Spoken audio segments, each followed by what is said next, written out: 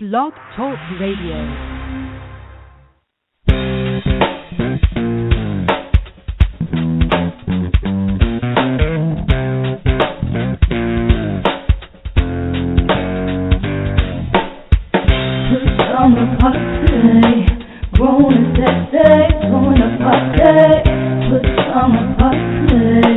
Party crew, keep it real for you. No clothes allowed. Pajama party. Grown and sexy, join the party. Pajama party. Party crew, keep it real for you. No clothes allowed. Welcome to another Friday night at the Pajama Party. Woo! I'm one of your hosts, Poppa DD. I'm here with Ketel. Hello. And Redwine. Ow. And we about to wind it up. No more bonsoir. What's up with you? Bonsoir. Whatever. What happened with Got a lot to talk about. With Pierre? Hey, he's around. I bet. Deal with. Mm-hmm. I need some fresh ice. I know this. Bartender. Anyway. So, Ketel, you want to give us a rundown of what we got going on tonight? Sure. We got some hot topics going on. We got some doozies tonight. White woman pretends to be black. Mm-hmm. Wow. Of course, we're going to talk about the prison break. That's the biggest news of this week. Also, the U.S. ex-House Speaker of the House, he pleads guilty. Or he pleads not guilty. My bad. Let me get it right. Pleads not guilty. McKinney, Texas, the cop, he resigned. And also a Cleveland shooting you have, Papa? Mm-hmm. Okay, so we're going to get into that. Hidden and quitted headlines. Female scientists strike back. Police shut down lemonade stand. That should be pretty interesting. Twitter CEO quits. Wiping your internet tracks.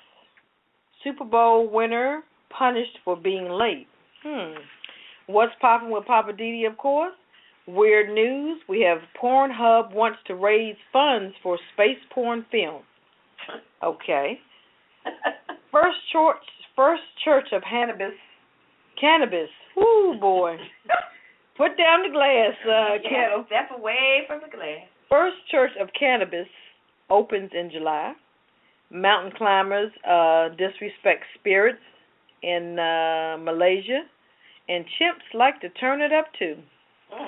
Of course, I'm just saying with Redwine, living for the city with Poppa DD, of course. He's going to talk about family.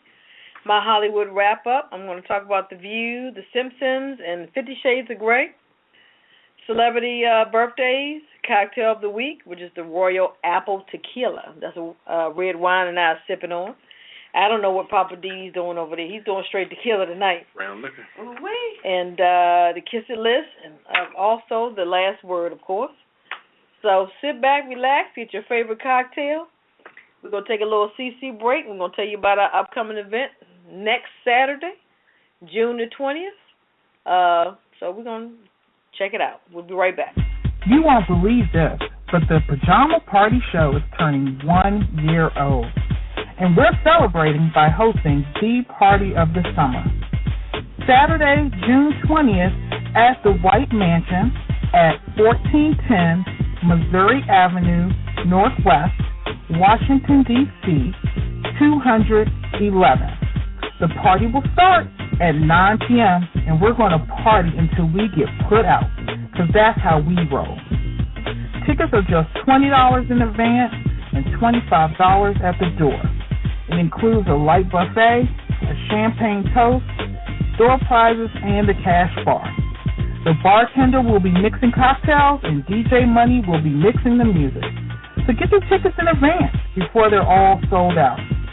You can call us for tickets at 202-350-1670 or 202-350-1570. Or if those lines are busy, try us at 516-316-9798. Tickets are also available on our website at www.apajamaparty.com. Get your tickets today and party with the Pajama Party Crew. Oh yeah, PJs are optional. We'll see you Saturday, June 20th at 9 p.m. Once again, get more information at www.apajamaparty.com.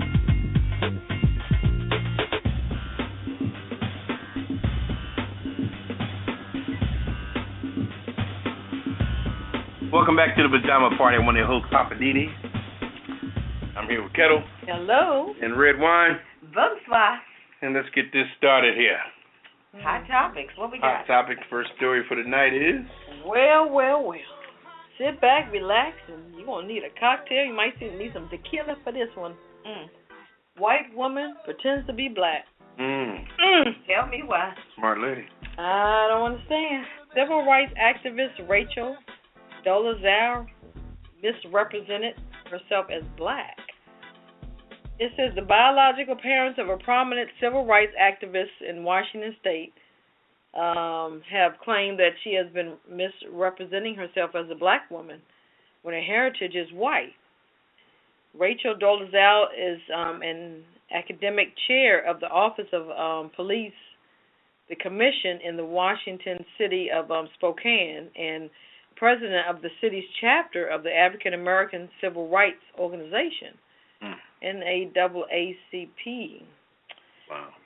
But it says this week in a recorded interview with the local Spokane News channel, the Dolezal said their daughter's biological heritage was not African American, but German and Czech, traces of Native American ancestry. So it also goes to say in the news videos, the Dolezals displayed pictures of their daughter as a blonde child, and also at her wedding several years ago. The couple later provided a copy of their daughter's birth certificate to the Spokane Review newspaper. So they're saying that this young lady, she is of white descent, but she wants to, say she's she black. identifies with being black, even though she's not. That's interesting. What? But I read also that she went to Howard University and applied as a black woman and ended up getting a scholarship. Interesting. Just for applying? Well, I don't know. I guess she got like a minority scholarship or something like that. Yeah.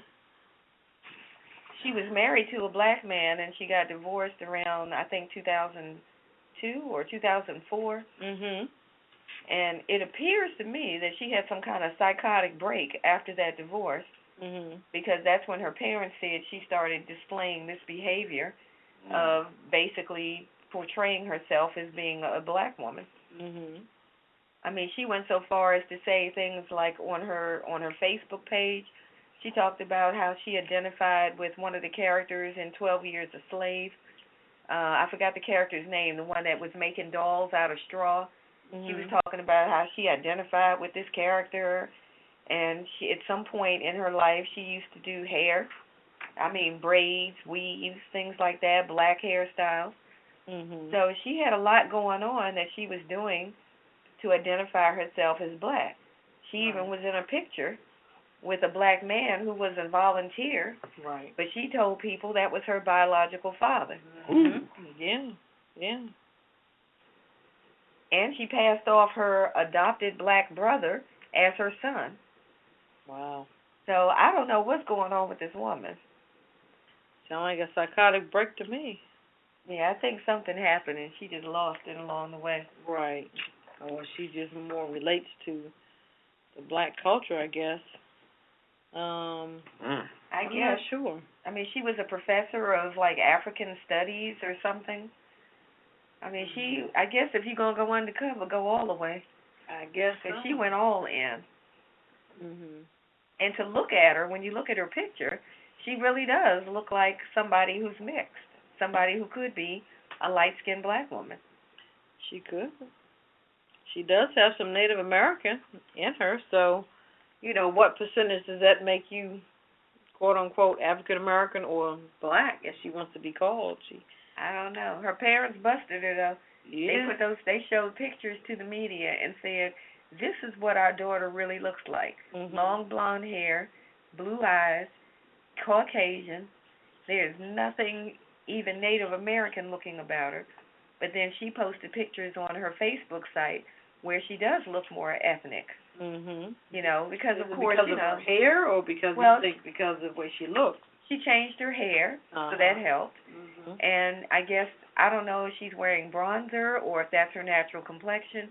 I don't know, but the pictures that I saw, she did look like a light-skinned black woman. Right, because the parents did mention that she was had blue eyes and blonde hair. Right. In an earlier picture, but then when you see her eyes are brown. So you don't. She could be wearing contacts or anything. She could be. But it says also too, a statement from Spokane City Hall said Dolezal had listed her ethnicity. Thank you, Redwine. Uh-huh. As a mix of white, black, and American Indian, as well as a number of others, an application to the Office of Police Commission. So they're possibly investigating her for misrepresenting herself. Mhm. I don't know how that's going to turn out. I mean, for her. is there a prison term for that? Or, I mean, I've never heard of a case like this. I haven't heard of that either. I've heard of people, saying that they're teenagers and they're actually 20-something, something like that. Or vice versa. Yeah. So, what you think, Papa? What's your thing? Because you quiet over there tonight. What's going on? Well, I always say to people, you got to look at why people do stuff. When she first put on the application she was black, she started getting things. Mm-hmm. Put other, minority.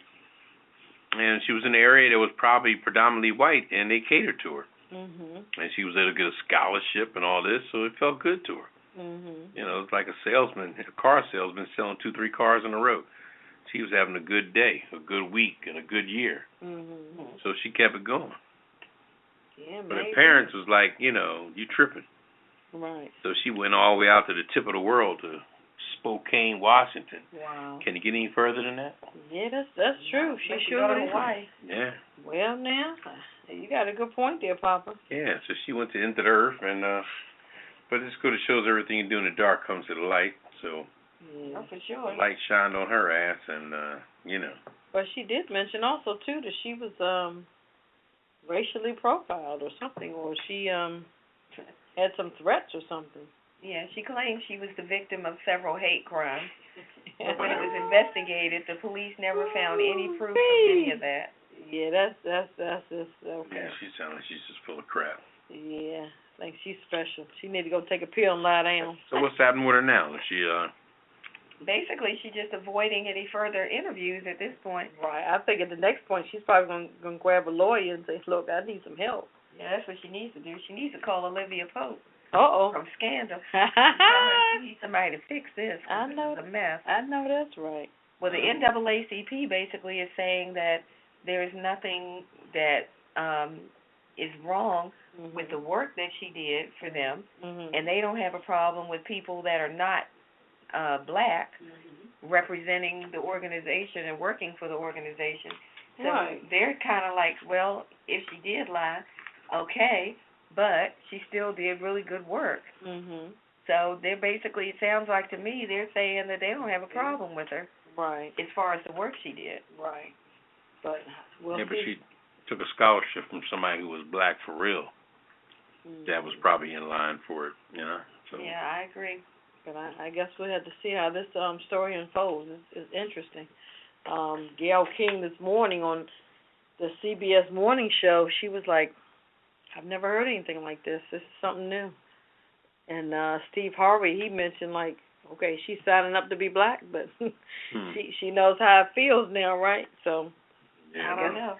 Guess that's something she signed up for. But on Fox today, on Fox 5 local news in D.C., one of the newscasters was saying that she saw it as being similar to people that are transgender, saying that even though they were born one gender, they identify with being another gender. And in this case, this woman says even though she might have been born white, she identifies with being black. So she was, the newscaster was trying to make that comparison, and one of the other newscasters, Wisdom Martin, he was not buying it. Right, he's like, he kept saying, no, but you're not, but you're not. Right. But the thing is, I mean, when you look at the whole transgender situation, I mean, technically you're not. If you were born male, then you're male. You may not feel male, you may not want to be male, but you were born male. So it's more or less in your mind, per se. Exactly. Right. I got you. So they're saying, okay, she identifies as black. With that? No, I was saying that's what Maureen Ume was saying this morning on the news. Well, why we link another She was saying that is it similar to someone being born one way but identifying as something other than what you were born to be. God. And that she like made a comparison, and and one of the other newscasters, Wisdom Martin, was basically disagreeing with her comparison. Like, okay, this bitch, Exactly. She is tripping. He said she's blind, she's tripping. Right. I don't care what you may feel. Right. You're not black. Right. So that was his point of view. So just stop all the BS. Exactly. That's what he was saying. Yeah.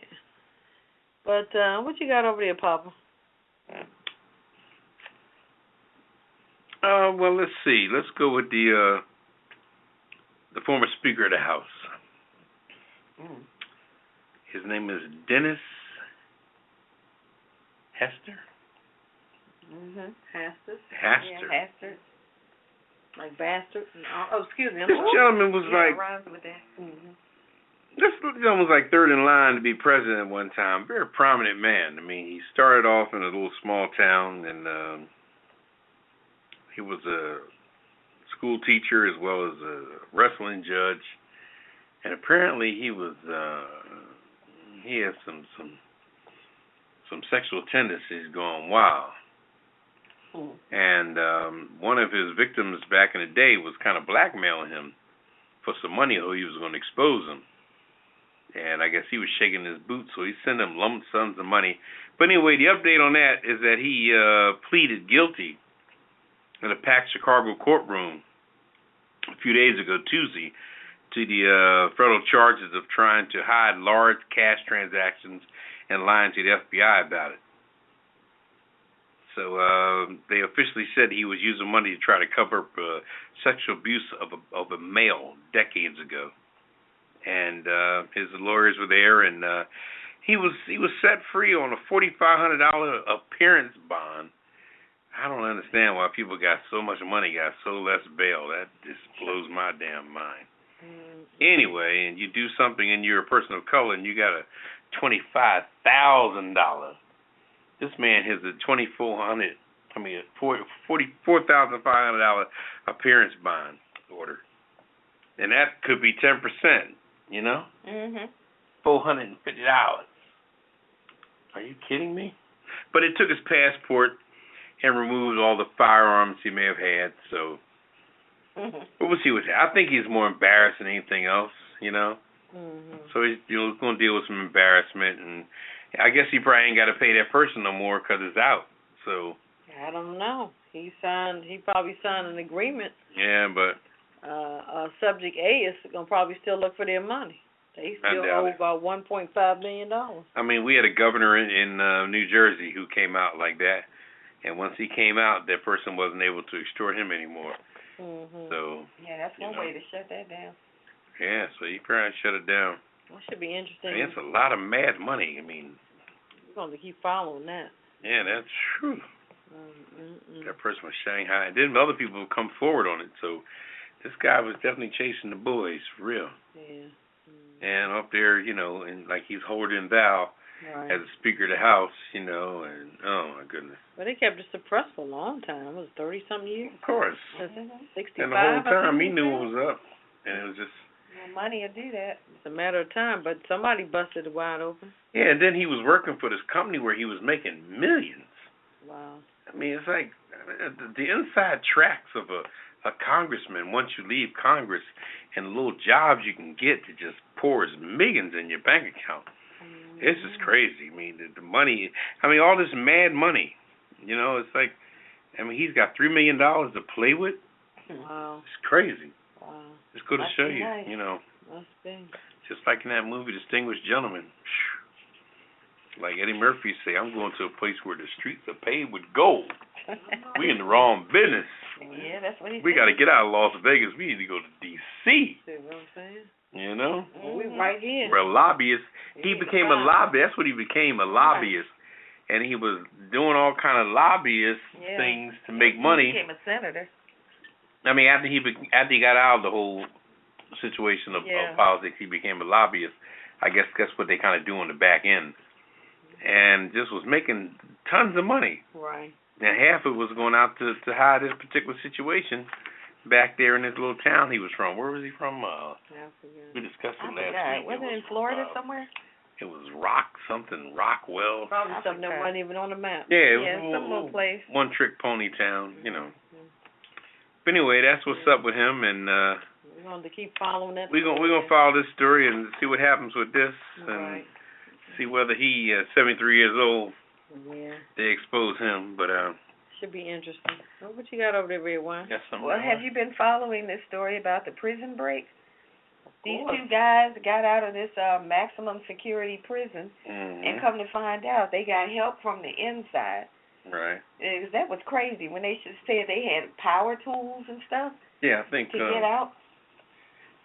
From Lowe's, I think UPS delivered it to. I don't know how they got it. I don't know how they got it. But they cut their way out of a maximum security prison. Yeah, that's Clinton. Clinton is a very, very well known prison. It's in the New York area, but if you would go, I remember traveling back and forth up to the New York area.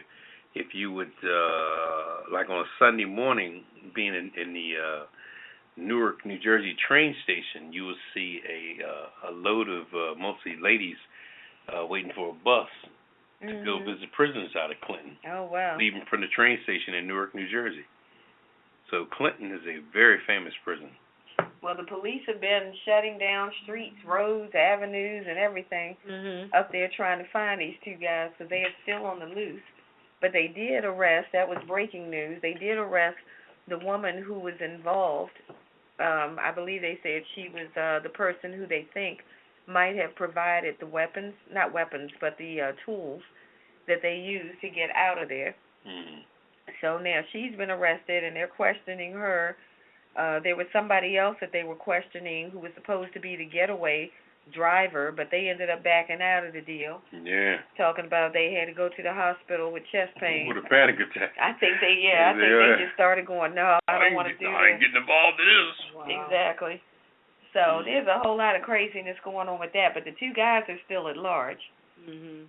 So the two guys, last names are Sweat, or is that the first name? Sweat and Matt. They're 34 and 48. It says that they cut through steel and bricks and then crawled through a steam pipe and emerged from a manhole outside of the 40-foot wall at the Clinton Correctional Facility in Dannemora? Dannemora, New York? Yeah, and that's about 20 miles south of the Canadian border. So they might have even gotten up into Canada. Yeah. That's in the area they call the Adirondacks. Oh, okay. So they may have even gone up into Canada by now. But, it's like they're on day 7, I believe, now, looking for these guys. So, of course you have people saying they can't believe that this lady would help them like that, but for whatever reason, it seems she must have befriended them and decided to help them out. Well, from what I was told, somebody reported that he was well endowed and that was his girlfriend. Whoa. Oh, now the truth comes out. Yeah, so... Okay. And then somebody else made a comment like, why would he pick her? I mean, he was probably just trying to get up out of there. He said, well, let me do what I got to do.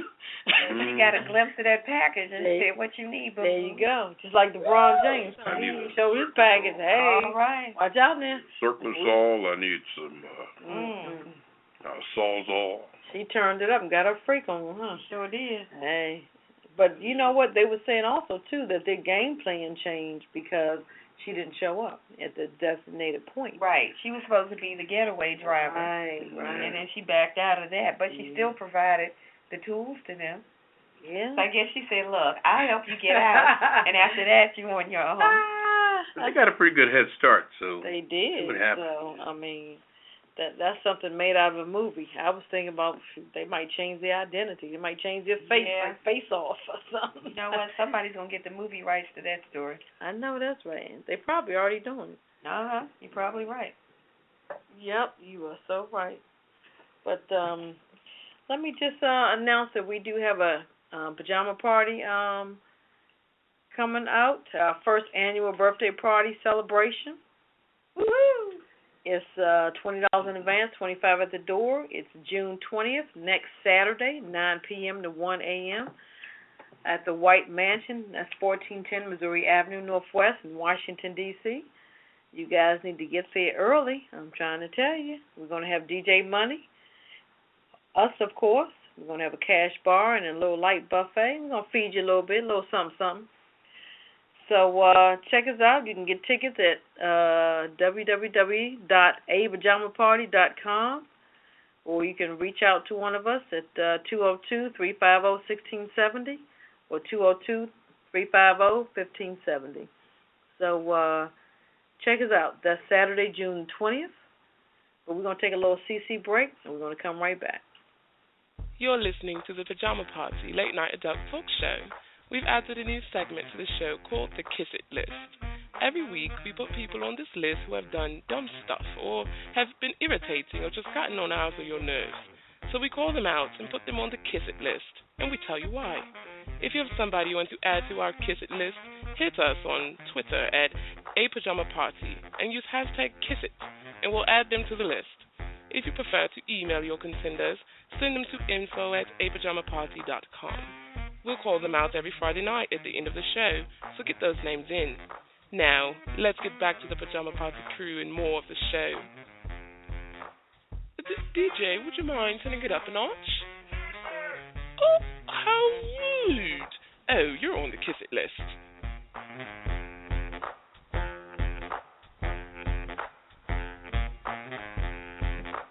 Welcome back to the Pajama Party. I'm one of your hosts, Poppa DD. I'm here with Ketel. Hey. And Redwine. Ow! Okay. Hey. Anyway, you're welcome to call us at 914-803-4306. And press 1. And press 1 if you want to talk to us and join in the conversation. You can join in on what we're talking about, or you can have your own subject. Whatever's going on in your life, whatever's happening with you, whoever pissed you off. Right now. Whoever messed up your day, cut you off while you was driving. Yeah. Okay? Whoever was freaking you hard all day, all week. Gave you bad service in the restaurant. Called the Caucasian when you were next in line, and you said, "Damn." Put them on the Kiss It list. Put them on the Kiss It list. All right. Anyway, Ketel, what you got over there? I know everybody's been checking out the YouTube video, whatever you can get it on. It's this officer named Eric Casebolt. It's the headline says there's more to Eric Casebolt than the video that showed the former police slamming a bikini-clad teenager girl to the ground. 14 years old. That was in McKinney, Texas. The video that everyone has seen only depicts a small part of Eric's actions that day. It said, unfortunately, that Friday earlier that he had responded to 2 suicides that day. So I guess he wasn't in the right mindset. Says critics decried the white officer for cursing at several black teenagers, holstering and wavering his gun at boys and throwing the 14-year-old girl to the ground. And then he put his knees in the girl's back. Yeah, that was crazy. I didn't understand that. And then it goes on to say when reports of possible trespassing at a pool in McKinney's Craig Ranch neighborhood came through, the officer Casebolt, he was reluctant to respond at first. That's what his lawyers are saying. Given what he had been through, the 2 suicides that day, but he felt it was his duty to go to the scene after there was reports of possible violent assault. So that was his alibi? I guess so. It also goes on to say he apologizes for all who were offended. That day was not a representation of the 10-year service of the community of McKinney. Whatever. And it is his hope that by his resignation, because he resigned, he hopes that the community will start to heal. And his attorney said that race had nothing to do with how the officer responded. So, I mean, okay. It was kind of rough. If you guys have seen the YouTube video, it's gone viral. I'm not sure how many hits, but that's just too much for a 14-year-old. She was traumatized, and she was just steadily saying, "Call my mother, call my mother." And then he slams her on the grass. He drags her, then he slams her on the grass, and then he puts his knee in her and, put the handcuffs on her. And his alibi was that I just had a couple of suicides I was called to, and I was having a bad day, and so I figured I'd take my gun out and wave it at a couple of guys. Those people merely came over just because their friend was getting traumatized. Right. They knew how young she was. That could have been cousins, nephew. These are people that could have been related to each other, and they're coming to their cousin's rescue or what have you. And he acted like everybody was just straight grown folk, trying to handle the whole thing by himself. Every time we've been doing these different situations with cops being completely crazy, they always done by themselves. They got a whole police force behind them. You want to call for backup or something and let some cooler heads come in there? But no, you want to play wide earp. And now when you got your ass in a sling, you want to talk to your lawyer and downplay it and put a damn halo on your head that you brought at the dollar store and sit back and talk like, oh, that's not me. I'm just not me. You want to comment on this, give us a call. 914-803-4306, and press 1. If you agree with the cop or if you think the cop is full of shit like me, press 1. You can have your opinion. Press 1. And press 1. Let me go on to say too. He says now, at this point, he's worried for his family. Oh, whatever. He's worried he may be followed. And until that threat subsides, he's going to be in an undisclosed so now he's scared location. to death. So he's getting death threats too, He's going to go out to Iowa. He's going to go out to Des Moines, Iowa with Mark Furman from the O.J. trial. And all the other people on the witness protection program. Him and went out there. Yeah, Zimmerman. He's still. George Zimmerman is still spanning the globe. Zimmerman got plenty of guns. Yeah, Zimmerman's on that magic carpet ride. He's just chilling across the world. Where's Zimmerman? He pulled over on 95 today. He's still spending that money that they put together in that fund for him. Oh yeah. Remember he got that 6 figures, like $350,000. Yeah. I think he got about $68 there left. Is that why the women have been gravitating to him? He's had 2 girlfriends since the trial. I'm like, Zimmerman's a girlfriend? Damn. I don't know. Some people will sleep with a snake in the grass. Yeah. Like Papa said, if you got any questions or comments on anything that we're talking about, because these are hot topics. Dial us at 914. Yeah, this is serious business. 803-4306. And press 1. Yeah. And keeping in line with that, in Cleveland, Ohio, if you remember not long ago, the 12-year-old boy named Tamir Rice, a Cleveland municipal court judge found that there was a probable cause that the police officer, whose name is Timothy Loemann, that's Loehmann, he should face murder charges and other charges in that slaying of that boy. He's saying that young man, who they claim was branding a gun, because like I always say, cops respond based on how the particular situation was reported to them by the dispatcher. And people can be very exaggerative when they go to report something. There's a black guy over in the yard, and he looks dangerous, and I'm scared for my life, and you may need to yada, yada, yada. Instead of the police coming and trying to, cool out the situation, come in a little bit maybe like officer friendly. I mean, don't put yourself in harm's way. Stand behind the car, or maybe you gotta pull your gun out and tell them to drop your weapon or whatever you're going to do. Look at TV. Look and see how the cops do it on TV, for God's sake. You know what I mean? If you don't know how to do it. That's really supposed to be done. Yeah, you got to do it like they do on Blue Blood or whatever. But anyway, they're going to bail this gentleman over for trial more than likely. I'm sure he'll have to see what not he has to go through the grand jury situation and be bowed over, but we'll see what happens. And the judge was very animate. He was a black judge, as a matter of fact. And he said that he never gave a young man a chance. He rolled up on him so fast and shot him so fast and took the little boy out of his misery so fast.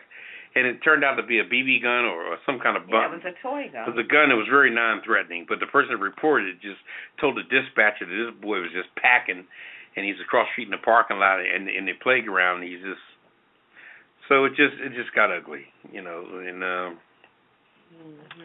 so we'll see. We'll keep you up on that particular situation because that was some really sad stuff, and we'll keep you abreast of all these stories that affect our youth and taking us down and just destroying the whole situation. But like I said, we're having a first anniversary party, which celebrates the first year that this brainchild of the Pajama Party was put in motion a year ago in the June area of things, and we want to celebrate it. And it's in Washington, D.C., right down the road, you know. If you're up north, if you're down south, it's nowhere. Come hop a train, bus, train, plane, you know. Uber, Lyft, call somebody. Shout out to Uber. Yeah. Southwest Air. bags are free. I got some folks coming in from Louisiana. 1410 Missouri Avenue. That's the northwest section of the city. It's a few blocks from what's that street called? Georgia Avenue. There you go. Yeah, over there by there's Rock Creek Park over there way? When it in the park. Some part of it. I know that goes all over the place. Be sure they're gonna be at the dump. When it after 1410 Missouri Avenue, Northwest Washington D.C. All right. And for tickets, you can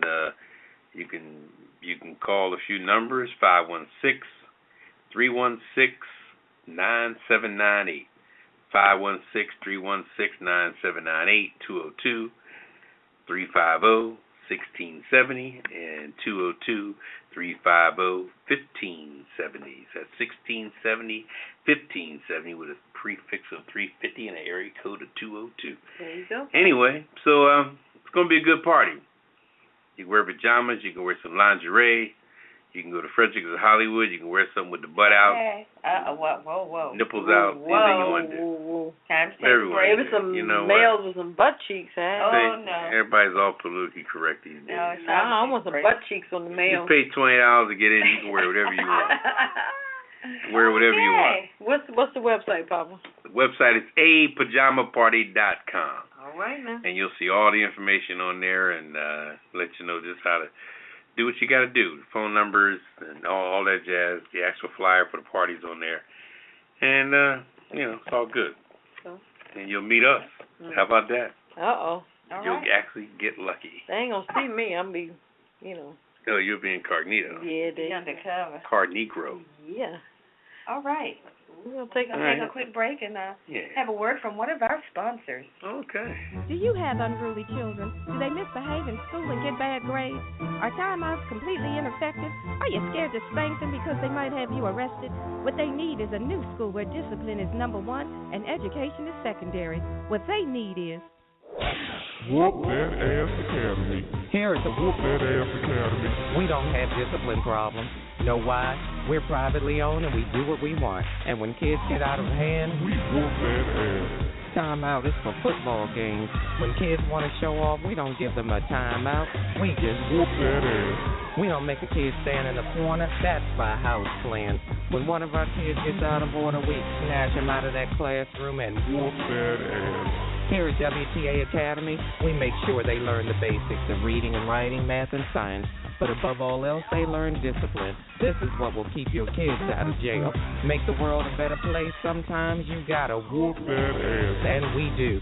Here at WTA Academy, our motto is, we care enough to whoop that ass. They may not read and write too well, but they'll act like they've got sense because we whoop that ass. So bring your kids on down to Whoop That Ass Academy. We'll get them straight. Hello, and we're back. It's the Pajama Party Live Friday night with Poppa DD. Yes, I'm here.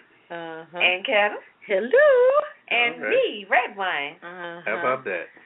Well, if you guys got a question or comment on what's going on tonight, hit us up tonight at 914-803-4306 and press 1 if you want to talk. There we go. And we'll get to you as soon as we can. All right, 914-803-4306. I got a hit it and quit it over here. Oh, that's my favorite. I bet. I'm not messing with you, Red White. That hit it and quit it. I'm just saying. I'm not messing with you. All right, what you got, Ketel? Okay. Female scientists prove just how distracting sexy they are. This is interesting.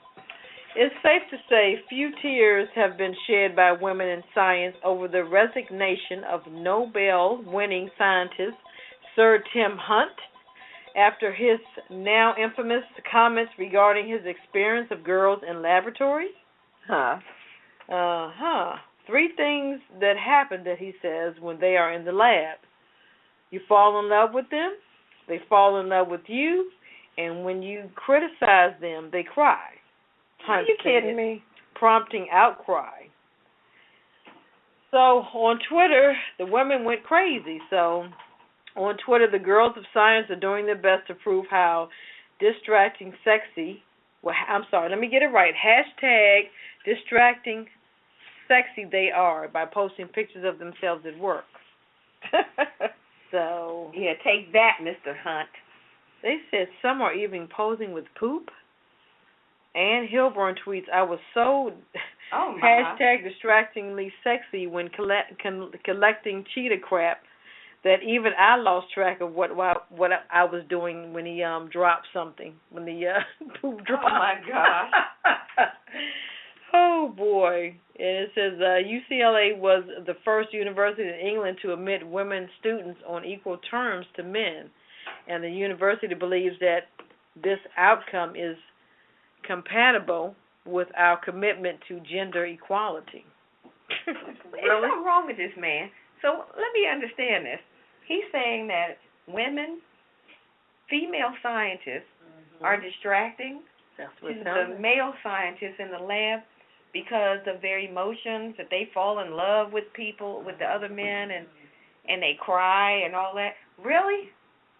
And he actually said that out loud in public to somebody. But then the key thing he said is you fall in love with them. So apparently the men are falling in love with the women, so they're distracted. And that's the women's fault? I guess so. Okay, well, Mr. Hunt just landed on the kiss it list. See. Because he is crazy. I'm sorry, his name is Sir Tim Hunt. No, I'm not giving him the title of Sir. Oh, you're not giving him that? No, he is Tim Hunt. He is on the kiss it list. He may be served by somebody. I don't know who knighted him or whatever, but I'm calling him Tim Hunt. You need to knight him with his damn knife. But it says, caution, mixed gender lab. No falling in love or crying permitted. Oh, that's the sign they're going to put up, huh? I guess so. Okay. That's kind of crazy. Yeah, he's crazy. What type of scientists are these you're talking about? Just regular scientists. I mean, like microbiologists or, researchers, a variety of scientists. Nowadays scientists is a majority of a Middle Eastern descent, in most cases. No, I don't know. What is his nationality, Mr. Hunt? He's not Middle Eastern. No, not with Sir Tim Hunt. No. That doesn't make a difference. And that man has so much nose hair coming out of his face. A lot of people have picked up Anglo names. No, I saw a picture of him. You go in a nail salon and the people are got Anglo names, but that's not their real name. No, but I'm saying this man is not a foreign person. Okay. He's not that. So the person no, does but to Mr. Hunt, if you're listening, cut that nose hair. The person that does your that's nails. Ridiculous. What's her name? Her name is Lucy. Lucy. And you believe that? No, that's not her name. Have you looked at her license? Yeah, and it says something I can't pronounce. There you go. What else would they use? Lucy or Tim or Bill, Jim or Bob or Tim Hunt Tim Hunt? He is not foreign. I'm telling you. Oh my goodness. We just went over this. Would you say your nails? I saw the man. Oh boy. He is not from the Taiwan or anywhere like that. Oh really? No, he's not. Okay. Anyway, in other news, did you hear about this police officer that shut down this little girl's lemonade stand? Shut up. It was so mean. Are you kidding me? He shut down her little lemonade stand because she did not have a permit. Really? And apparently in Texas, you got to have a permit to have a lemonade stand. Come on now. Because, yeah, I mean, it's on the books. I guess people have done it for years and nobody enforced it. And where this happened? This was in Texas. I'm trying to see what city. Does it say what city? Probably McKinney. It doesn't say McKinney. It just says Texas. It was two little girls trying to raise money to buy a present for their dad for Father's Day. Oh.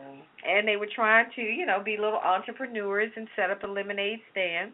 And the police shut them down because they said you don't have a permit. So the mother said was trying to help, and they told her you need to get a permit for these children to sell lemonade. Wow. So when a friend of theirs went down to City Hall to try to get the permit, City Hall at least cut them some slack and waived the $150 fee for the permit. Wow. But they said now you're going to have to call the health department to get approval. Because you're selling something that has to be maintained at a certain temperature. Oh, so you got to get the health department to give you the approval before you can legally sell the lemonade. So what the little girls decided to do is to say, okay, fine, we'll just give it away and we'll accept tips. And that way, that's the loophole. Wow. They said, hey, we're not selling anything. Right. We're just sitting outside giving people free lemonade. And if they want to give us a tip, then hey, that's on them. I like that. So I don't know who came up with that idea, but that was a good idea. How did it taste? I don't know. It looked good in the picture. Yeah. I'd go get some if I was in Texas. Yeah. Okay. I know Becky, she makes Probably some good lemonade. Yeah, Becky does make some good lemonade, but she puts that corn liquor in it. But that's a different kind of lemonade. So anyway, yeah, this cop, he was doing his job, but I just think, sometimes can't you look the other way? Yeah. For real. They You look the really other way have to for go- other things, right? Hello. Shut them down. You say shut them down, huh? Shut them down. They were breaking the law. Shut them down. I was trying to sell some T-shirts in D.C. and they shut me down. So shut her down. Okay. All You right. probably should have had two cute little girls out there. Mm-mm. Maybe they would have looked the other way. Well, I have one over here. Twitter CEO Dick Costello. What's his name? Dick Costello. Oh, okay. Here we go. Mr. Dick. Yeah. He's leaving. It says many on Wall Street have been calling for Costello to step down over the past year as Twitter struggled to add new members and generate more revenue for its ad products. The move was voluntarily, which means Costello won't receive any severance once he leaves his role on July the 1st. He'll also forfeit his unvested stock options. That's not good. No. It says Dorsey launched Twitter as a micro-blogging platform in 2006 as social media networks were gaining massive popularity. It quickly took off as an easy and efficient tool to chat and share information online. So this gentleman Dorsey, he created it, Jack Dorsey. The company's board of directors named Twitter chairman and co-founder Jack Dorsey interim chief while they search for a new leader. Dorsey will receive immediate compensation, and he will also continue to serve as CEO of Square, an online and mobile payments startup. Oh, interesting. You knew we had something going on. Oh, for sure. Yeah. Wow. So, yep. And Twitter also announced it now has 302 million active monthly users. Unbelievable. Up a lot of people. Up 18% over the last year. Wow. 302 people. I think Ellen, she made it very popular. She started talking about Twitter. I didn't know anything about it until I heard it from Ellen. And once Ellen talks, everybody listens. Between Ellen and Oprah, right? Yeah. You touch Oprah, you just go. Or touch Ellen, you go. Yeah, Ellen's going to achieve Oprah status in half the time. Oh, for sure. She don't even have to hang around for 20 years, and that's sure. how popular she is. You got that right. What you got over there, Papa? Well, I got a story that is like pissing me off to the bitter end. I don't even remember this gentleman named Butler. We'll call him Butler. Butler was the Super Bowl hero. for the New England Patriots. Mhm. And he was participating in the team's first OTAs last month, where they go and do some voluntary training, and it's kind of a get started kind of thing. And he was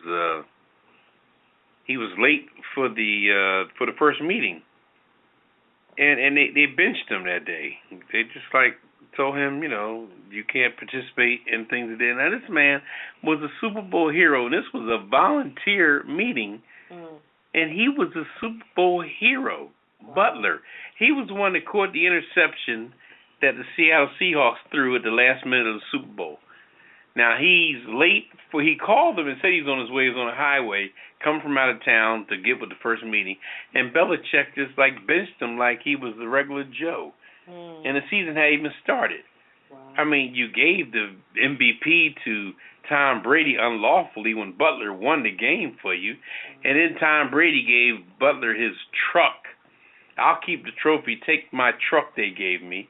Are you kidding me? Like he's some kind of step and fetch it Negro that needs you to give him his truck. Wow. Give him the damn trophy. He won the game, after all, at the end. But anyway, he came back for the first day as the person who won the Super Bowl, feeling good about himself. Brought a Super Bowl trophy to that little crazy-ass team.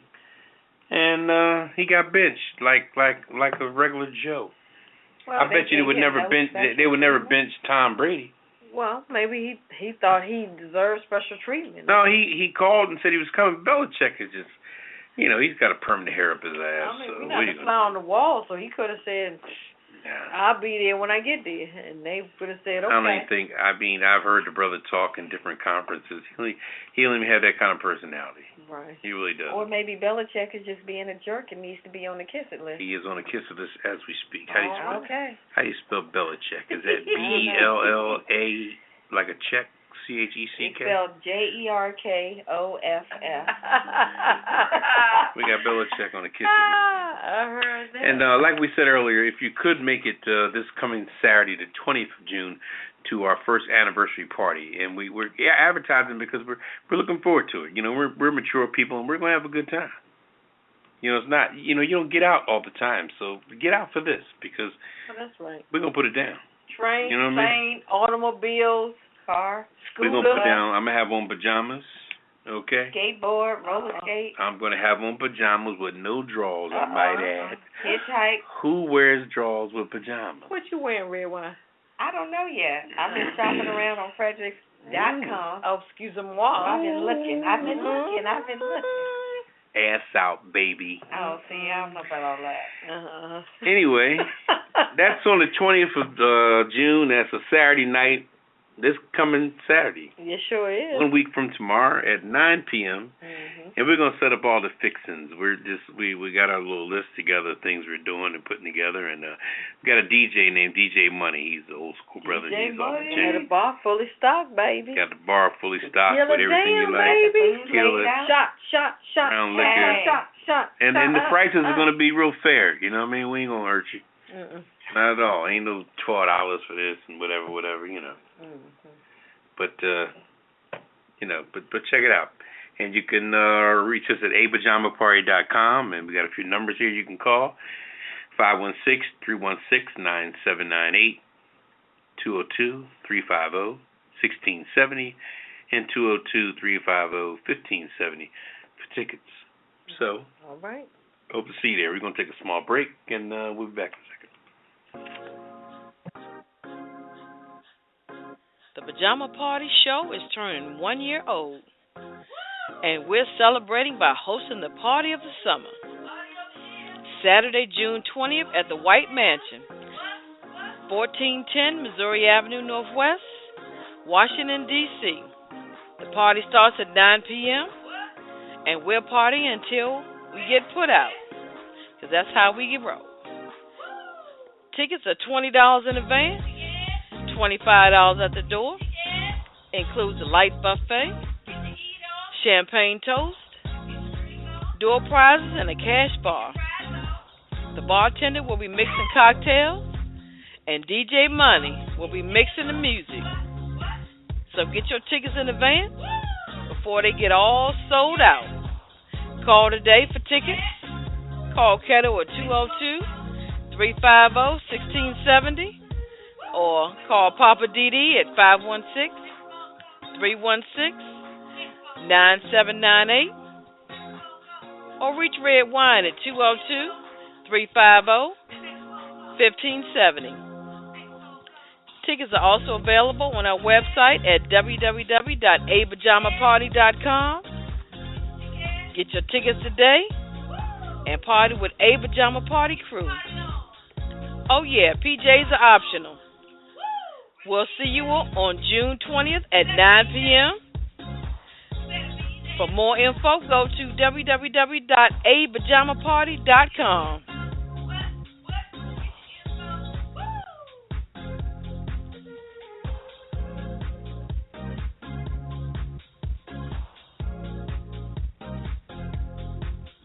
Welcome back to the Pajama Party. I'm one of your hosts, Poppa DD. I'm here with Ketel. Hello. And Redwine. Bonsoir. All right. What else we got going on the I got one last hit it and quit it.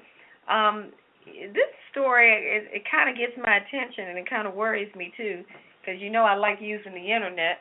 But this is talking about wiping the Internet tracks is now considered an obstruction of justice. What? And that's only if you're being investigated. Mm-hmm. So I guess if you go to sites you don't want people to know about on the regular, that's fine if you want to delete your history. However, if you're being investigated for anything, it is considered against the law if you start deleting stuff from your history and changing, trying to make it look like you weren't in places where you were. Mm-hmm. So, the story says if you're in the habit of clearing your online tracks, a federal law that's actually been on the books since 2002 that was meant to apply legal pressure on corporations that were under investigation is being rolled out as leverage to charge individuals. And basically, this law is being applied to people that were associated with the Boston Marathon bombers. So anybody who was associated with them or who talked to them, etc., the people, they're being investigated now, to the point where the authorities want to go back and check their Internet browser history to make sure that there was nothing else going on. This bill is known as the Sarbanes-Oxley Act. And if you want to look that up, that's what it's called.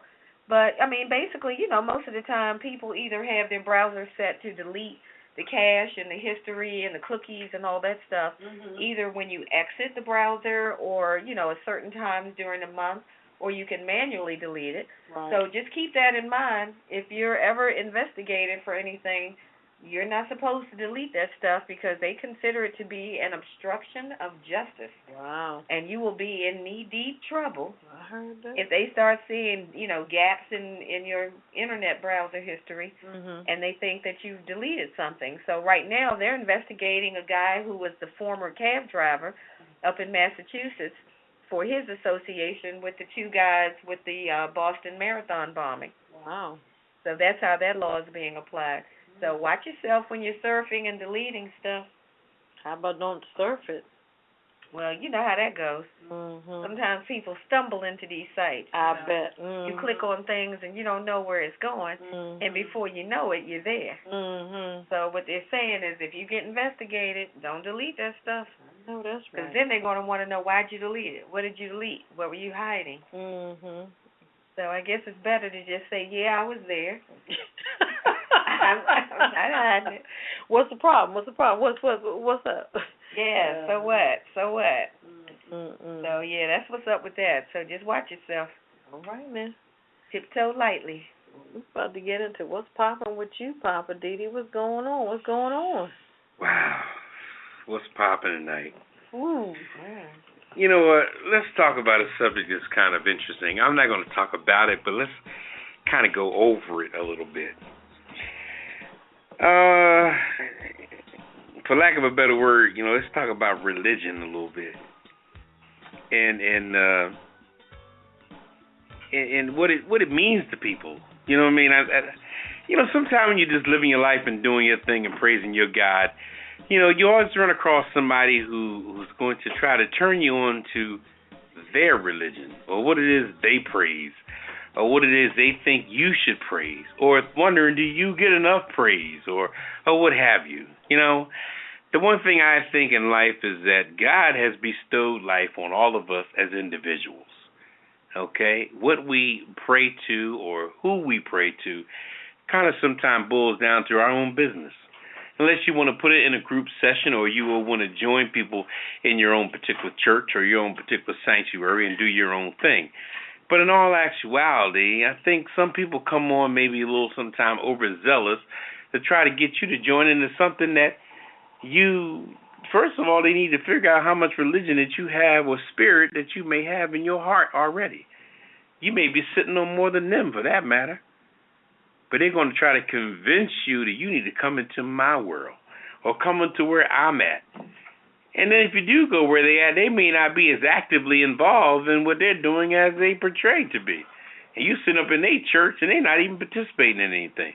They just want you to get in there with them or to help you with their cause or to go recruit or somebody wanted you to just recruit you. It's just, sometimes it could be a mess, you know. So...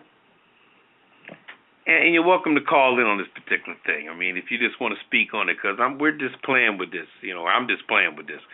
You know, I just think that people should just kind of, you know, when it comes to your religion or how you feel, if somebody wants to join into what you're doing, then so be it. But if you just came out of church on Sunday and you feel inspired and you want to lay something on somebody, so be it. But don't beat them over the head with it. You know, they may have had to work that particular Sunday. Not everybody works Monday to Friday. I mean, it's not, you know, everybody's not a weekend warrior like you and have all day Sunday to sit in church. You know, some people may work in the middle of the day, 3 to 11 on a Sunday and can't go to church. But they still got God in their heart. So tread lightly on that. And another thing I want to tap on is what we would call a non-threatening black man. Does anybody know what that means exactly? I know what it is. Break it down, Paul. Come on, tell it. Do you know what that means? Tell it me. Now, the reason I'm saying that is because a non-threatening black man kind of fucks it up for everybody else. Excuse me, I should have got a disclaimer before I said that. I mean, because, you know, while everybody else is out there pounding the pavement trying to be, you know, trying to keep the civil rights thing going in their own way, trying to, you know, keep it right. When I say civil rights, I mean civil rights for all people. Civil rights don't have nothing to do with black folks. It's got to do with everybody. Because when somebody pisses somebody off, they feel violated. And that's what civil rights is all about. It means your ass has been violated and you want some justice in some kind of respect. But when you got people that are out there trying to be politically correct or non-threatening, who ain't fighting for nothing because they're constantly getting opportunities, they're manipulating the system, they're making plenty of money, they're doing fine. You know, they got the 2-car garage, 3-car garage, a big-ass house, all the toys that they want to have. But they ain't fighting for nothing. They ain't standing for shit. You know? Break it down. All right? Just out there every day swinging on Mr. Charlie. Oh, Mr. Charlie, I'm here. Well, I'm here, Mr. Charlie. How you doing? Oh, I'm going to straighten them out. Oh, no, we just going to divide and conquer them. That's how we all get together. We're not going to never get together with the group. No, let's keep the group separate. Yeah. That way they'll never know each other. They can't team up on us. While you're out there fighting for civil rights, they're out there fighting for opportunity, just to get more toys, just to get out there and just to be non-threatening. So think about it. When you see somebody that's non-threatening, that means that they're not standing for anything. They're just collecting opportunities, stockpiling everything they're getting, and you ain't really getting anything. What are you standing for? If you don't stand for anything, you fall for anything. So it's just a mess. It's just a complete mess. And I just wanted to bring that out there a little bit. And to recap what I said, when it comes to religion, you know, let yourself be free. You know, if you don't want to be bothered with somebody pushing up on you, tell them that you and God is doing just fine. I'm good with God, because you can praise God right there in your living room. You can get down on your knees or stand on your feet, and you can have more religious in heart in your hands and feet than people have in their heart and soul. All right now. So, and when it comes to the non-threatening people of the world, I won't just say non-threatening black men, but they're the ones that usually, mess it up for all the people who's standing for something. But non-threatening people, if you go to your job every day and you and the boss get along just fine, we get along just fine, and your coworker's looking at you saying, damn, can you get any further up his ass? Or can you get any further up her ass? But anyway, I just want to put that out there in my little what's poppin' for tonight. All right, well, what's poppin'? All right. Yeah, well, You guys got any questions or comments of what we're talking about? Hit us up at 914-803-4306. And press 1. You got to press 1. You want to get in the queue so we can, talk to you tonight. We want to get some feedback. Yeah. The subjects we're talking about some powerful stuff here. Our hot topics, the hit it and quit it. Papa's been talking about some good things. Don't be afraid. Redwine got some things coming up. Rebuttal. Don't be scared. Rebuttal. Yeah, don't be scared. Don't be scared. But we're going to take a little CC break, and we're going to come back with a weird news. We're going to lighten it up. Yeah, lighten it up. It's Friday night, and you're listening to the Pajama Party Show Live. Tune in every Friday night at 9 p.m. Eastern, 8 p.m. Central, 7 p.m. Mountain, and 6 p.m. Pacific. We push it to the limit every week like only we can. We've got hot topics, hit it and quit it headlines, TV and movie reviews, commentaries, and the world's famous Kiss It list. And you don't want to be on the Kiss It list. So visit apajamaparty.com. Check out the cocktail of the week. Get your glass and get your laugh on with the Pajama Party Crew, doing what we do right here with you. Get up on this and push it. Push it real good. Welcome back to the Pajama Party. I'm one of your hosts, Poppa DD. I'm here with Ketel. Hello. And Redwine. Bonsoir. All right. It's about that time for the weird news. Weird news. We're going to jump into some weird news. All right. I got one for you. Pornhub. I don't know if people are familiar with that. I'm sure if you are, you won't admit it. Pornhub? But Pornhub, Can you explain that, please? Yes, I'll explain it for those who've never heard of it. What is Pornhub? It's a porn site. Ooh. So what they're doing now is they want people to help raise some money now for them to make the first porn movie shot in outer space. She say they're gonna make an outer space porn movie. Watch out! And they're calling the movie Sexploration. Shut up. Yes, they are. So they want to send a crew into outer space to have sex, and they're gonna film it. And they started an Indiegogo campaign to raise money for it. So what they're looking for is $3.4 million so that they can shoot this movie in 0G. Which is zero gravity, when you're floating around with no gravity. So what they're saying is that they really want to get what they call the money shot. I don't know what that means, the money shot, but they say they want to get the money shot in zero gravity. And if it's funded, they're going to get Eva Lovia and Johnny Sins will be the first two people to bang it out in outer space. Who are they? I don't know, two porn actors, I guess. Yeah, right. It must be porn. Yeah. So they're saying NASA can't get the funding, but these sex astronauts have managed so far to raise $10,000 on the first day of their Indiegogo campaign. Are you serious? Yeah. They're saying, you know how with those Fund Me campaigns, they give you different things for donating? Right. So they're saying that they're going to give people different, they have different tiers of awards that they give you. So they have one level that's called the Apollo 69. They have one level called Black Hole. And they'll give you things like props from the movies, T-shirts, and a tote bag that says Pornhub, which most people probably won't carry in public. No. But they're saying the first two lucky people that donate $150,000 will get one of the spacesuits worn in the movie if you want it. I don't know if that's cool or if that's gross, but that's what they're saying. I don't want no white stuff on my that's what they're saying. They say this could be one small orgasm for man and one giant orgasm for mankind. That's what they say.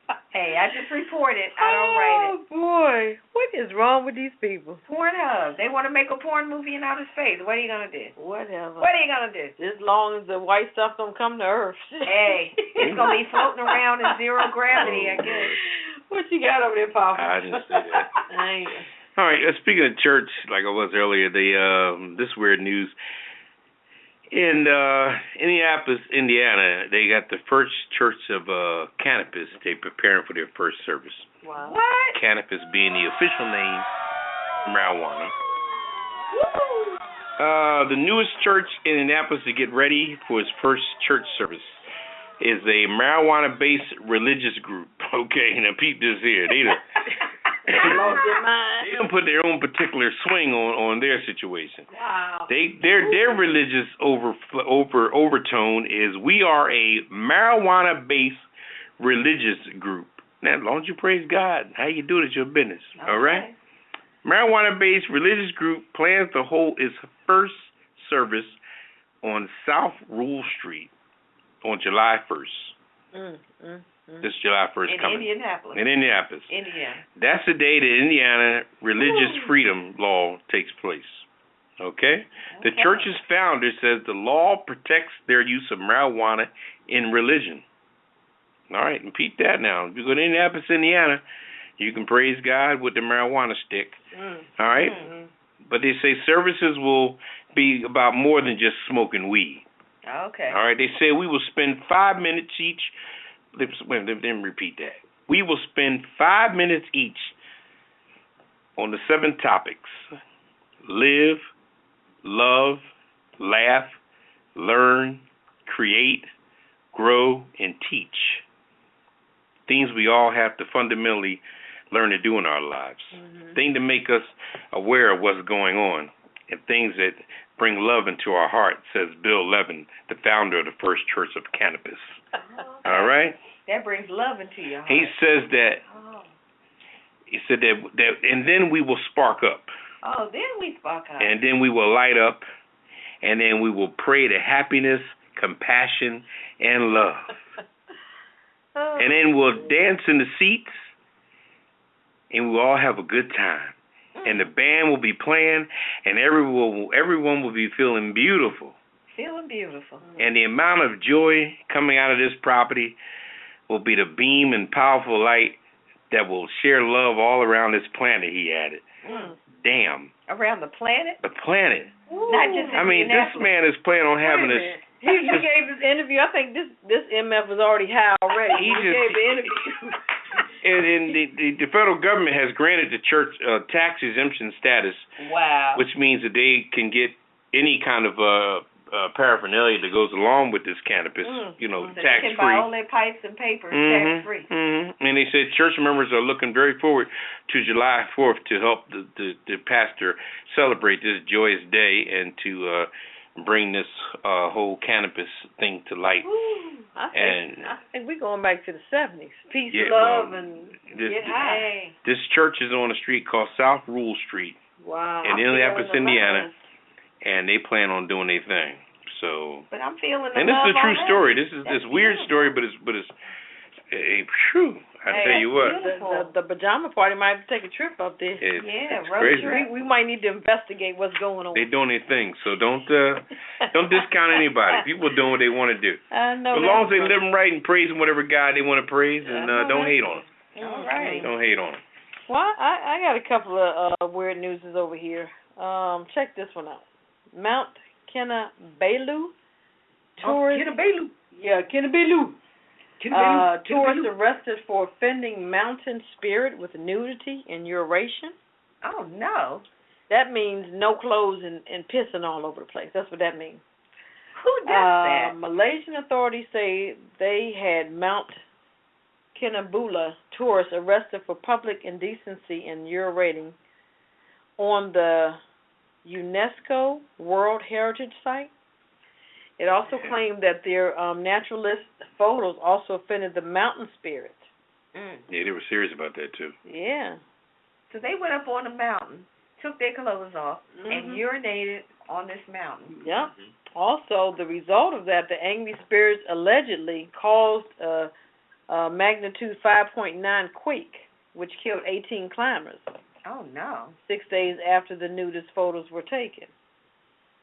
So they're saying it was the nudity that caused the earthquake. Yeah, that's what, Wow. the people that live there, they really abide by that. You know, things that going on top of the mountain. There's so many aspects of religion out there. But who does It's crazy. that? Why would you go up on a mountain and take your clothes off and urinate? Like this disrespect. I don't even the understand mountain. that. Yeah. They had no respect for, people's religion, the mountain, nothing. They just said, okay, we up here partying, having a good time. These were all tourists, too. These weren't people from So they just got up there and Malaysia. said, let's strip, take a leak, and take some pictures and post it on our social media. And I'm quite sure they had a sign up there that said this is, what type of site this was, whatever, so on, but they don't care. Also, I got another story. Humans are not the only ones who like alcohol. What else is there? I don't know. It says chimps have picked up the habit too. Oh, no, I'm not sharing. Humans are apparently not the only ones who like to tip back a few. Chimpanzees in southeastern Guinea are the first to be found to be part of regular habitual drinking. Who gave the liquor to the chimps? The Guardian reports that the chimps in Bozo were observed and videotaped the chimps drinking the sap collected by human tappers from Raphael palms. So the sap from these trees are coming down into different containers, and the chimpanzees, they're drinking it. So they knew it would get them a buzz. Apparently so. Apparently they enjoyed it. It said the sap was about the same alcohol content as a pint of ale. On average, the chimps drink about as much alcohol as 3 pints of Stella Artois beer. The Guardian reports. Stella. Those chimps out there saying turn down for what? See what I'm saying? They got this drink on. Yeah. Well, as long as they're not touching my red wine, I don't care. I know that's Get right. all the sap you want. I know that's right. But yeah, that's the weird news for tonight. But if you guys got any questions or comments what we're talking about, or hey, just want to holler at us, 914-803-4306. And press 1. Yeah, just call and say hi or something, Yeah, just call and Call say in, what up. Check in, say hey, Redwine, Poppa DD, Ketel, something. There you go. We want to know you're out there tonight. They scared. Let us know you're coming to the party. Yeah. Yeah, that's a good one. Do a check-in. Who's going to meet us on the 20th? Do a check-in. So we're going to take a little CC break, and we're going to come back with, I'm just saying, red wine. All right. Right now. Can you believe it? The Pajama Party Show is turning 1 year old, and we're celebrating by hosting the Party of the Summer. Saturday, June 20th at the White Mansion. That's at 1410 Missouri Avenue, Northwest in Washington, D.C., 211. The party starts at 9 p.m., and we're partying until we get put out, because that's how we roll. Tickets are just $20 in advance or $25 at the door. For your adventure that evening, you get a light buffet, a champagne toast, door prizes, and a cash bar. The bartender will be mixing cocktails, and DJ Money will be mixing the music. So get your tickets in advance before they're all sold out. You can call today for tickets at 202-350-1670 or 202-350-1570. And if you can't reach us there, try us at 516-316-9798. Tickets are also available on our website at www.apajamaparty.com. Get your tickets today and party with the Pajama Party Crew. Oh yeah, PJs are optional. We'll see you on Saturday, June 20th at 9 p.m. For more info, go to our website at www.apajamaparty.com.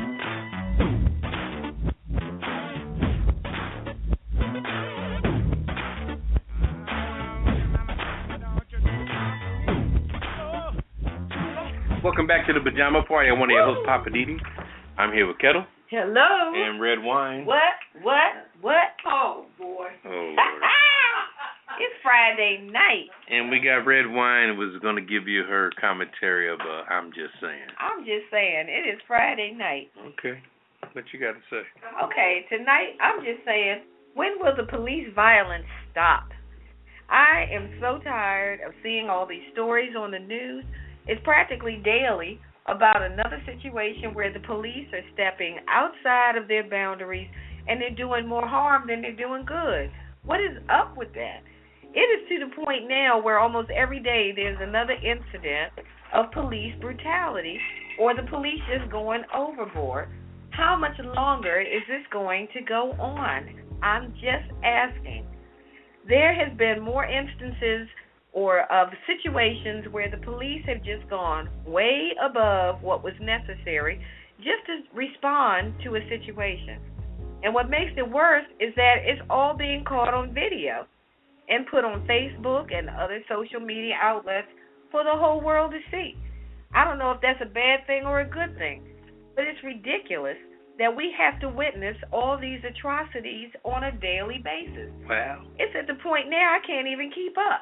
I log on my computer or my phone and I see another one, and I'm thinking, oh, this is the one that I just saw yesterday or the day before, and then I realize, no, this is a new one. It's out of control. It's to the point where I think we're getting immune to it. You know how sometimes you see so much of something that after a while it doesn't even affect you anymore. You know, at first it's shocking and it's disturbing, and after a while you see it so much it doesn't even bother you anymore. You just look at it and say, oh, they at it again. Oh, there goes another one. I'm just saying, enough is enough. And in this case, enough is more than enough. These videos don't even seem to be, like I said, as shocking as they used to be, and that's really scary, okay? I'm just saying. We should not have to feel like calling the police is a crapshoot for whether or not they're going to help us or they're going to show up and knock us upside the head. But, you know, that's the world we live in. People call the police with more fear than they get relief, and that's not right. You don't know whether or not you're going to get officers responding that are there to help you or whether they're coming there to hurt you.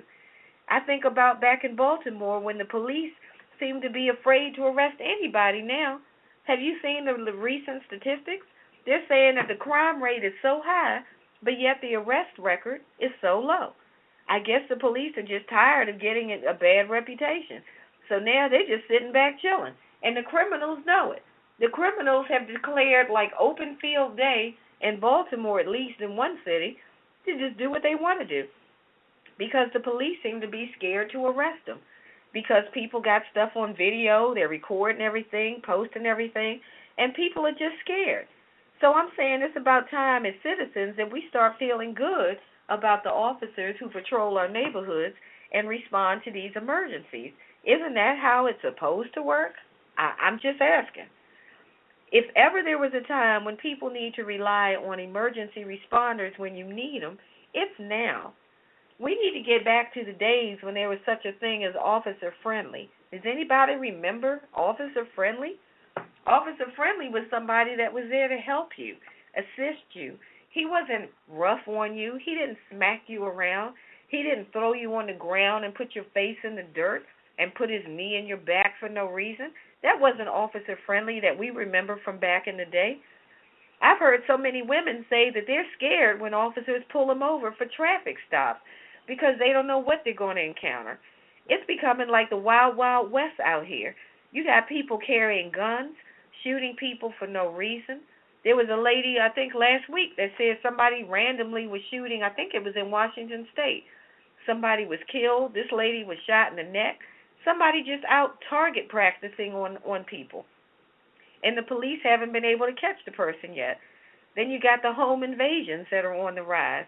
People have their nanny cams and pet cams that they have set up in their homes.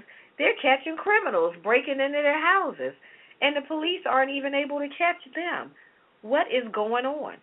People are stealing packages off of your doorsteps when Amazon and UPS, FedEx drop stuff up on your doorstep.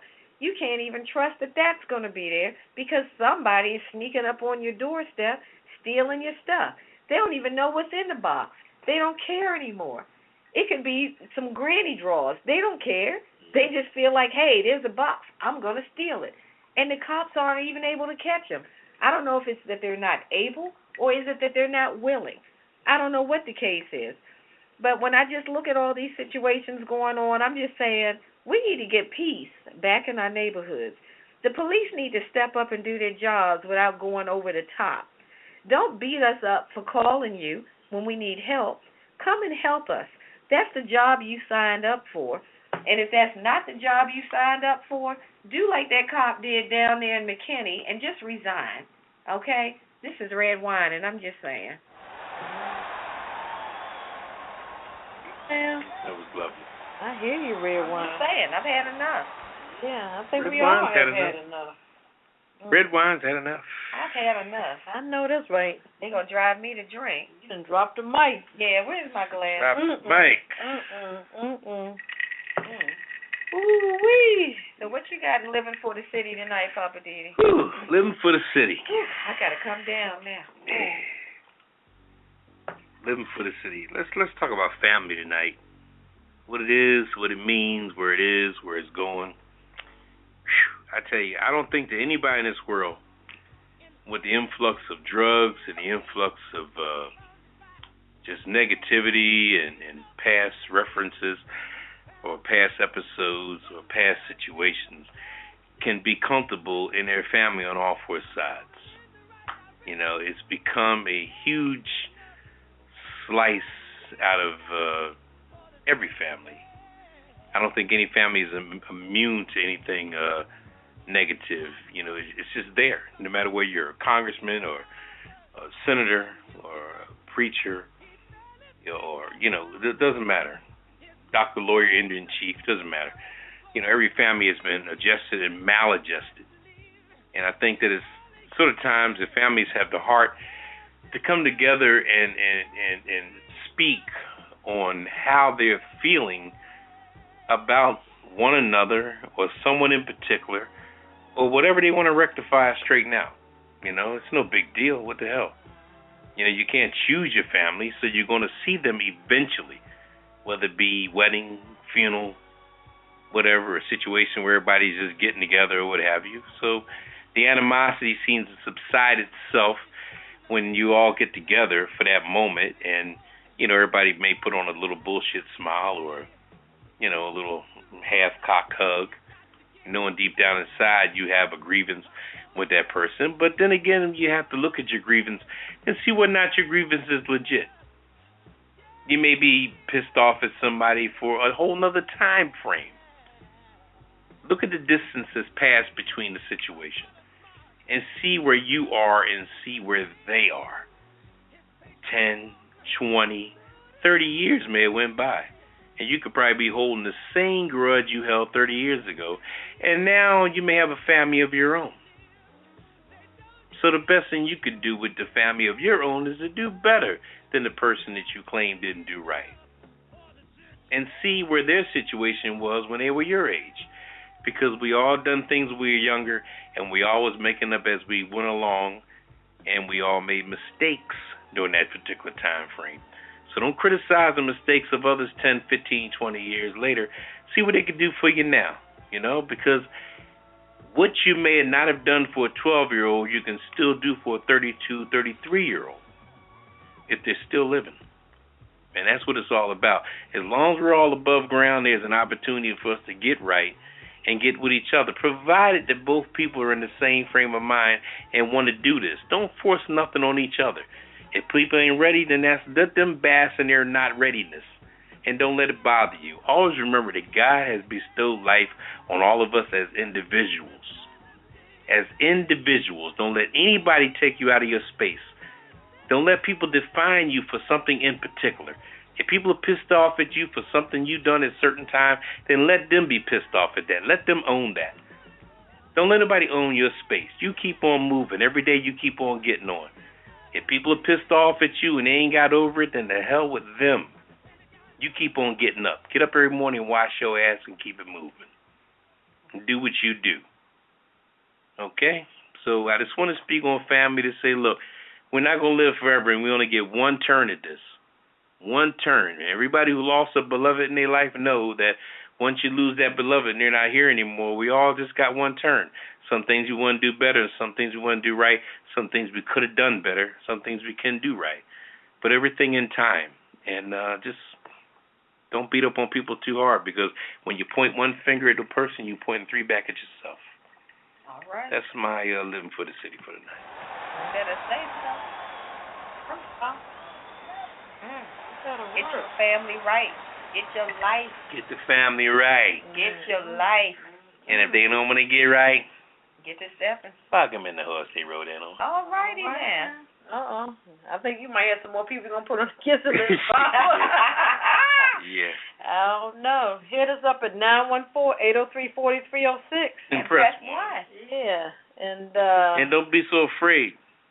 We're not going to comment, rebel. Yeah, if we saying something you don't like, sometimes we'll make a controversy conversation. I try to talk about religion, nobody comment on it. Come on, everybody with the good book out there. They Come on. Gun shy? Come on, you got your little Bible in your little leather case with your initials on it. Come on now. Well, look, they can show up at our first annual birthday celebration. Yeah, do that. They can talk about it then. Mm-hmm. A Pajama Party online radio show. We're going to be in the place with DJ Money and might be some known celebrity there. Who knows? Who knows? We talked to some people and Yeah, we know people. Yeah, we know people to know people to know people. So that's going to be on Saturday, June the 20th at 9 p.m. to 1 a.m. Get your tickets because they are going pretty fast. Mm-hmm. Come early. Parking is limited, but 1410 Missouri Avenue Northwest, Washington D.C. Mm-hmm. And like I said, DJ Money gonna be in the house. We're gonna have a little cash bar for you. We're gonna have a little eat on. Yeah, we're gonna be doing that thing for real. We got a couple people from some friends of the show from LA that send us a message that we wanted to play concerning our show, and let's see what they were talking about. Hey, it's actress Lynette Tichelle, and I rock with the Pajama Party every Friday when I rap set. You guys give me life abundantly. I love you, crazy idiots. Happy birthday to you all. Mwah. That's a wrap. All right, Lynette Tichelle. All right, man. He was just in I can't help the thing that I feel for you. Hey, this is singer-songwriter Lena Chanel. I love to tune into the Pajama Party on my Friday nights away from the studio. It is hilarious and up to date with all the new spill. Happy birthday, Pajama Party, and keep doing what you do. I'll be listening in my PJs.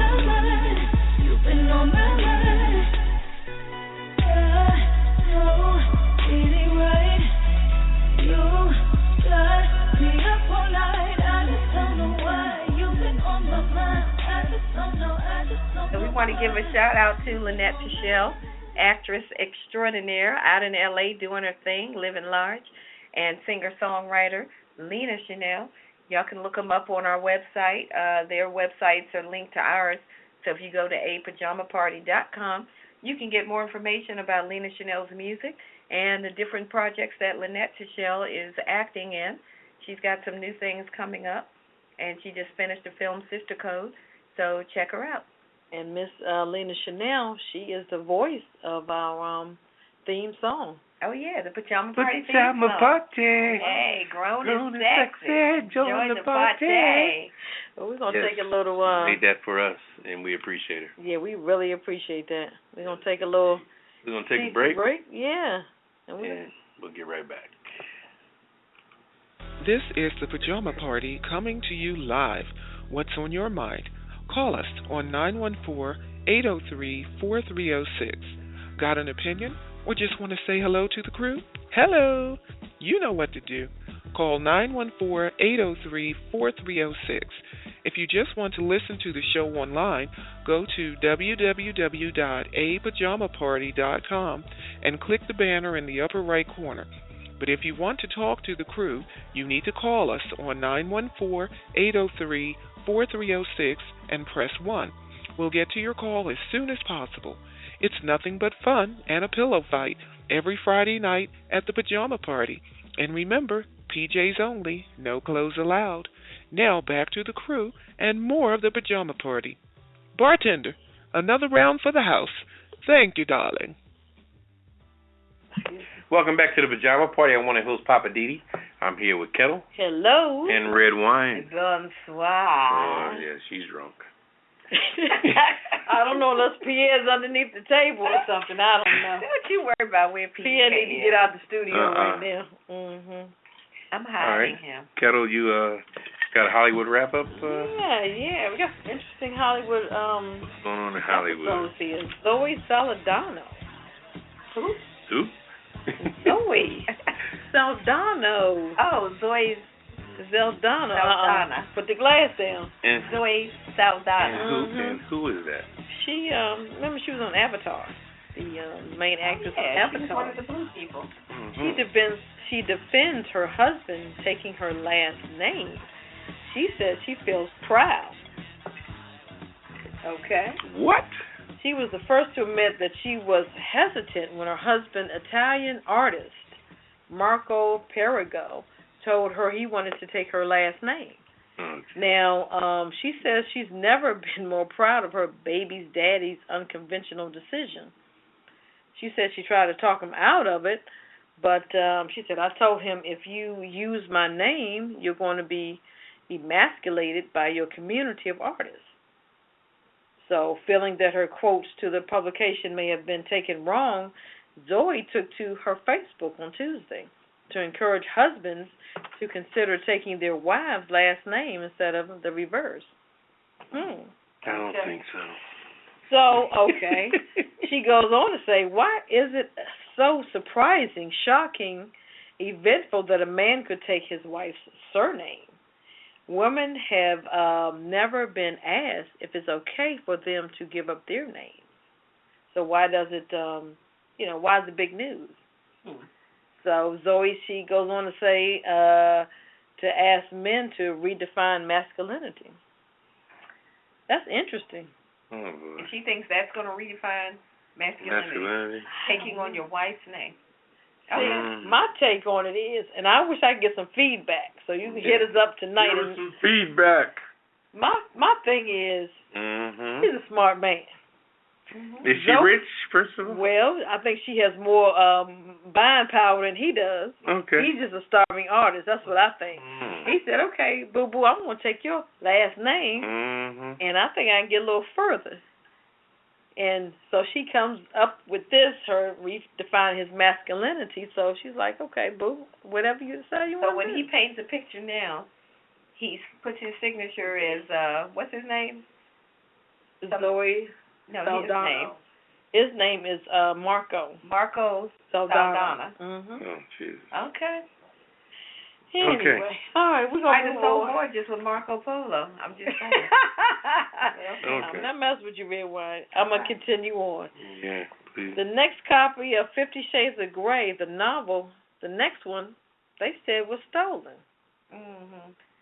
Publisher Penguin Random House says a copy of the upcoming 50 Shades of Grey sequel has been stolen just over a week before publication date. They talk with the Kent police in southern England are investigating the theft of a finished copy of E.L. James' new book, The Grey. The publisher said it could not comment further because a police investigation is underway. This book talks about, retells the erotic adventures of the million-selling 50 Shades trilogy from the point of the view of the S&M loving billionaire Christian Grey. So if you guys got into the first one, and you guys might like the second one even more. So we shall see. I never got around to that first one. Okay. And I'm really booked, so I don't think I'm going to get to the second one. Just saying. Okay. All right. Also, have you all guys heard of the new host, The View, Raven Simone? She's officially joined The View, full-time host. That's all right, Miss Raven.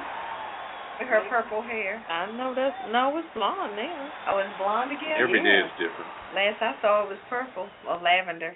Yeah, okay. She says being a part of the View family will be wonderful, growing experience for her. The cast and crew are warm and welcoming and has made the transition into Daytime Talk Easy. Mm. She also wants to thank ABC, ABC News, and the Disney Company for believing in me and my potential. Let's have some fun. You know, Disney owns, ABC, so. She hasn't had her first argument yet with Whoopi. a Republican woman. Oh. No, not Whoopi. Nicole. Whoopi's one of her mainstream to get her there. I guess Nicole, Yeah, Nicole. Or the other one, Rosie, what is it? Not Rosie, the Spanish girl. Rose. That's Rosie. Rosie Perez. Yeah, Rosie Perez. Yeah. So Rosie Perez hasn't. Yeah. They haven't, So I wonder if Raven is planning to go up to Indiana and visit that first church of cannabis. I'm not messing with that. Who knows? It might help relax her, huh? Yeah, it might. This is we should have had this on the weird news about the Simpsons. I'm not really a Simpsons fan, but Homer and Marge are getting legally separated on the Simpsons. You're kidding me. 2 cartoon characters are getting separated. Okay. Wait a minute, I'm a Simpsons fan. Okay. Can you continue the story, please? It says people's faith in marriage is about to be shaken to its core after 26 seasons of devoted matrimony, or just over a decade in the context of The Simpsons, actual universe where no one ever ages. Television's most enduring couple are going to be legally separated. Those are my people, man. It says this next season, which is season 27. Do you believe that? That's a long time. It's discovered after all the years Homer has narcolepsy. What? Help me out, Redwine. Is that narcolepsy? Is that a cartoon disease? Narcolepsy? Yeah. That one, Redwine. You got it. And so he falls asleep? Yeah. Narcolepsy is that disease where you just fall asleep without any warning. So this is a strain on his marriage. Are you kidding me? So they're going to be legally separated. But they say this is not the first time that they were legally separated on the show. So, I mean, you go figure. So that's the deal breaker for her? I guess so. I guess she's going to go out there and get a new man. Marge says she needs somebody that can stay awake. But what about that tall-ass blue hair of hers? I'm not messing with that. Yeah, okay. We've had a few deaths over this week. Jim Ed Brown, he's a country music hall of famer. He dies at 81. Brown, who was elected into the Country Music Hall of Fame in March with his sister Maxine and Bonnie. He died Franklin, Tennessee. He was diagnosed with lung cancer in September. It says in 59, the Browns, then with RCA Records, had told producer Chet Atkins that they were thinking of quitting the business. But he decided not to. He decided to record one more time. So that was Jim Ed Brown, Country Music Hall of Famer, dies at 81. I know everybody knows Dusty Rhodes, the famous legend wrestler. He passes at 69. Wow. Yeah. So that was interesting. The company gave no details about the nature of his death. Rhodes' real name is Virgil Runnels. Runnels. Appeared with WWE programming as recently as April and worked with a young talent in the company's developmental system in Florida.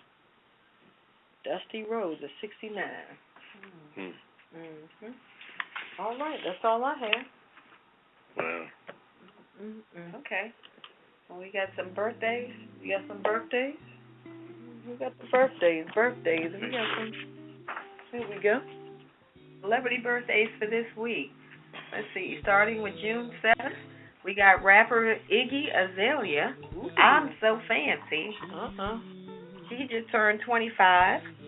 We got his Purple Royal Badness, Prince, who will be performing in D.C. on Sunday. And we could not get tickets, and I am not happy. That's your baby daddy, right? Yeah, my baby daddy. He just turned 57 on June 7th. Actor Liam Neeson, he just turned 63. We got Tom Jones. It's not unusual to be loved by anyone. Yeah. Tom Jones just turned 75. And we got Allen Iverson, AI, basketball player, just turned 40. Bill Hader, he's an actor. You see him on SNL, Saturday Night Live, and he's done a couple of movies. He does one of my favorite characters on SNL.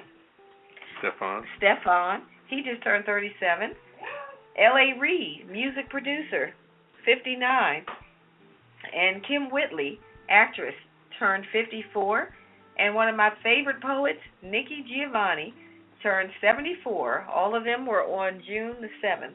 Wow. June 8th, we got Kanye West. Yeah. Your boy. That's my boy. Rapper extraordinaire. Yeah. Extraordinaire, 38 years old. Man with plan. Keenan Ivory Wayans, the elder sibling of the Wayans family, actor, producer. Color. He's 57 years old. Wow. And Barbara Bush, the former First Lady. She just turned 90 years old, June 8th. Ooh, wow. Great. Okay, on June 9th, we got Johnny Depp. Your boy. He just turned 52. Michael J. Fox, actor. He's 54. Pamela Mann, singer and actress.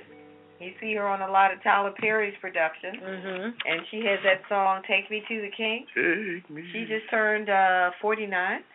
Bishop T.D. Jakes. Get ready. Get ready. That's your boy. He just turned 58. Wow. And your Dick boy. Vitale. Yeah. Hey, baby. I'm Dick Vitale, baby. 76 years 76. old. June 10th, we got Sasha Obama, the first daughter, 14. That's She the turned youngest one? 14. I thought she was older than that. No, I thought so too. she's 14. And Faith Evans, singer, she just turned 42. Okay. And June 11th, we have We got Shia LaBeouf, Shia LaBeouf. actor. He's kind of out there, but he's an actor nonetheless. Okay. He's 29. Joe Montana, which is the incredible quarterback From the 49ers. for the 49ers. He's 59 years old. We got Hugh Laurie, who played Dr. House. That's your boy. Yeah, he just turned 56. Gene Wilder, the actor, he's 82. Wow. Wow. Dr. Oz just turned 55. Wow, I thought he was older than I that. thought he was too. Wow. And Lil Zane, the rapper, 33 years old. And June 12th, which is today, you got President George Bush, Wow. the elder George Presidente. Bush. He's 91 years old. We have actress Ella Joyce. She just turned 61. She was in Bells, and she's done a lot of other projects. Chick Corea, pianist, Oh, yeah. 74 years old. All right. We have Eamon Walker. He's an actor. He plays the chief on Chicago Fire. Yeah, that's your I main love man. that show, and I love his role. Yeah, He he's just cool. turned 53. Okay. And we have Finesse Mitchell. He's a comedian. He was 43 today. All right. And you got June 13th, Mary Kate and Ashley Olsen. Olsen twins. Huh? So they're twins, so their birthday's the same day? Yep. Okay. All right, they're 28 years old and rich as hell. 28? 28. That's all? I thought they were older than that, too. Dang. I mean, they've been acting since they were what, like 3? 2? Yeah. You're You right. got Tim Allen, the tool guy. Yeah. He's 61 years old. And Luke James, who's a singer. Just turned 30. Where is he, in the country world? Or? No, he's an R&B singer. Is he really? Yeah. So happy birthday to everybody on the birthday list. Yes, that's All right. nice. That's All right, nice. we're moving on down the line to the cocktail of the week. I got that. Cocktail of the week. All right, what you got for us tonight, Ketel? I'm Called a Royal Apple Tequila. Ooh. Okay. Let me pour some Miss Cavassi here before you. But that's not on the cocktail of the week list. Cocktail, Papa. Well, I'm, Oh, that's what's in his glass. Oh, okay. Yeah. Carry on. All right. Royal Apple Tequila. 1 ounce of Crown Royal Apple. 1 ounce of Resveratrol Tequila of your choice. 2 ounces of ginger ale. A twist of lime. And you mix the Crown Royal Apple and tequila in a highball glass with ice. Add ginger ale and twist of lime. Stir, sip, and enjoy. Woo! And it's so tasty. That's the Royal Apple Tequila. That's what we have tonight. And that will be on our website. Oh, yes. Cheers. Cheers. Right now. Woo! So nice. All right. So we're going to keep it moving. You got on the Kiss It list over there, Papa. On the Kiss It list tonight, the Kiss It list are people that we we compound a list of people that done some crazy stuff all week, and we put it together so we can do a nice song that we dedicate exclusively to them. We got Officer Casebo. Is that how you pronounce his name? I think so. That's the police officer that took the 14-year-old to the ground. Mm-hmm. Yeah, the pool party. He was wearing a two-piece bathing suit. You know, what are you thinking? And now you're going to be all apologetic after the fact. Bongo you. Anyway. All right. Got another officer, Tim Lohman. Tim Lohman was the one that killed the gentleman, or the 12-year-old, Tamir Rice.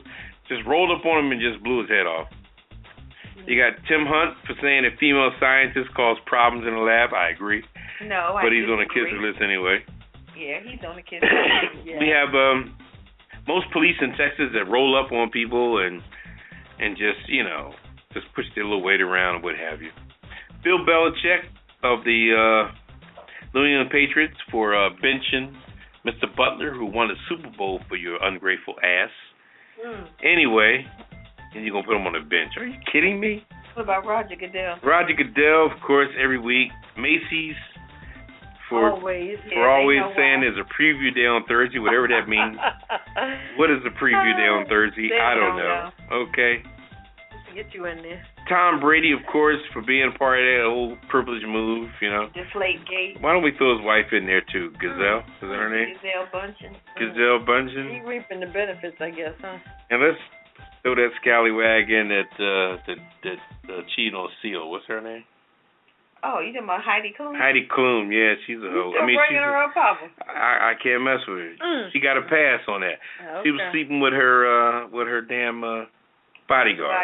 Yeah. And speaking of people cheating, all those people in China that were trying to help people cheat on those exams, they were doing it again. What? They were going through all these extreme situations trying to help people cheat. They were on the kissing. And the ones who was naked on that mountain, pissing on that mountain like that, and upsetting the spirits like those that. Tourists Come on upsetting now. those spirits, that ain't right. They made an earthquake. They pissed on the mountain and the damn earth started quaking. Isn't that crazy? I believe it. I believe the Malaysian people saying, look, keep your damn clothes on.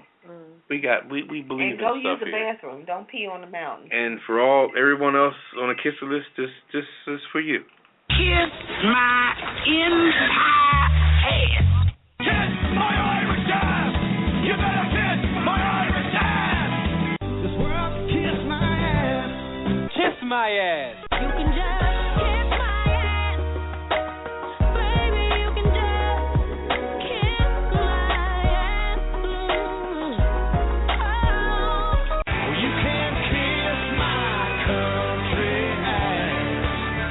I said if you got a problem with any of that, you can kiss my natural born redneck to the bone, ever loving country ass. That's right.